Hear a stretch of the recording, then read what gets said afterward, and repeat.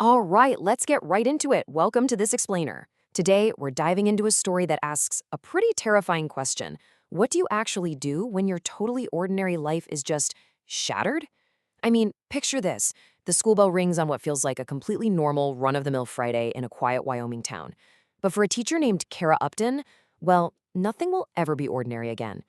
Literally in a heartbeat, her predictable, safe world gets turned entirely upside down. We're going to explore a story that takes an everyday person and forces her to become a relentless investigator out of pure, desperate necessity, plunging her straight into the heart of a mystery that kind of just claws at the very soul of her community. 9. It's a heavy number, isn't it? It has been exactly 9 years since Hazel Jackson vanished without a single trace. And you have to understand, Hazel wasn't just some name tucked away in a dusty cold case file. No, she was a mother. She was a deeply respected mentor. For almost a decade, her absence has basically left a ghost that haunts the edges of this town. For people like her niece, Tamara, the search never truly ended. It just sort of settled into this quiet, unresolved grief. You know the kind. That is, until the monotony is completely shattered.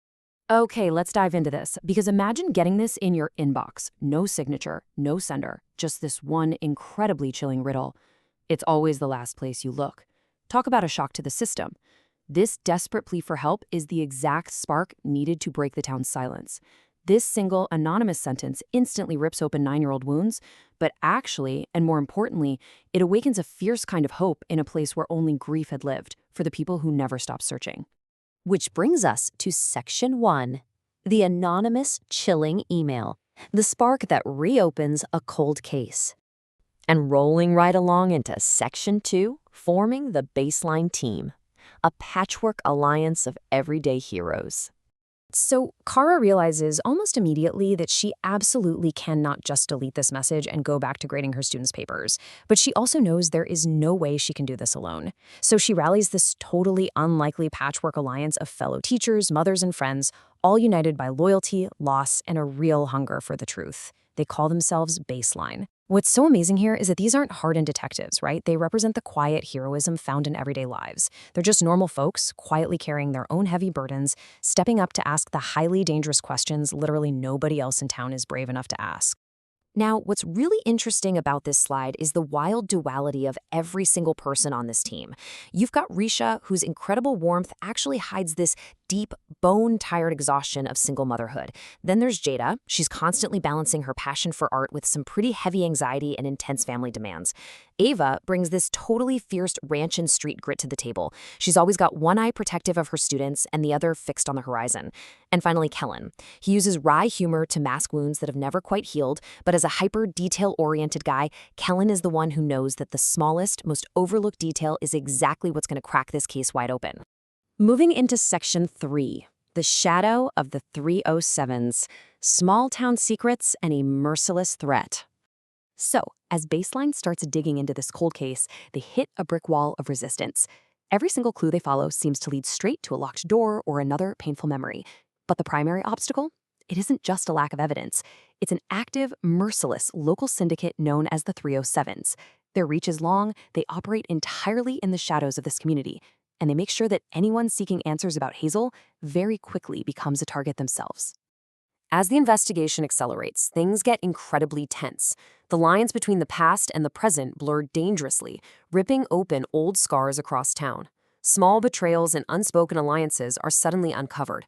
We start seeing threats actually slipping into their everyday normal lives. It becomes clear very quickly that they've stumbled into a web of unpaid debts where loyalty runs way deeper than blood. Section 4, Blurring Lines and Hidden Dangers, Kara's internal conflict. And this brilliantly illustrates Kara's huge internal conflict. This entire ordeal takes a massive psychological toll on her because her journey isn't just about finding justice, it's profoundly about finding redemption for herself and for the people she loves. She's forced to navigate these incredibly blurry, dangerous lines. Think about it. On one hand, she is a teacher, but on the other, she has to be a relentless detective. She wants to just be a supportive friend, but the intensifying threats force her into the role of a fierce protector. At every single turn, she has to decide who she needs to be just to survive. Let's move to and see how this builds, physically mirroring that psychological pressure she's under. It's like a giant puzzle. Step 1, they start out safe, digging into a 9-year-old cold case from the comfort of their living rooms. Step 2, that digging uncovers a massive, active web of extremely dangerous relationships right in their own backyards. And step 3, these clues ultimately force the entire baseline team to leave the safety of their homes, converging on a totally desolate, perilous stretch of the Wyoming wilderness. Section 5. The cost of the truth. Resilience in the face of devastating answers. We need to slow down for a second here to really look at the core of this story.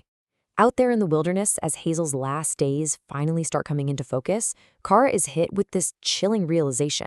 The truth of what happened to Hazel might actually be far more devastating than the mystery itself. Finding the answers doesn't magically fix everything, right? But, and this is absolutely crucial, despite the merciless 307s, despite their lives being completely upended, hope endures. Through every setback, the bonds of friendship within this team prove way stronger than their fear. It shows the incredible resilience of this Wyoming community and what it truly means to care. The story leaves us with this incredibly stark warning. In this town, everyone has something to lose.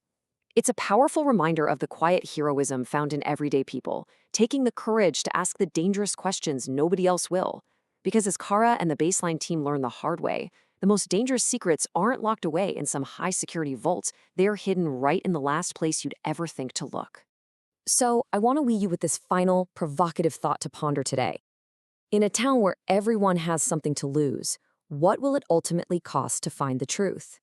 How far would you be willing to go, and what burdens would you carry just to bring a ghost home? It's an absolutely fascinating look at loyalty, danger, and community. Thank you so much for joining me for this explainer. And hey, keep questioning the shadows around you.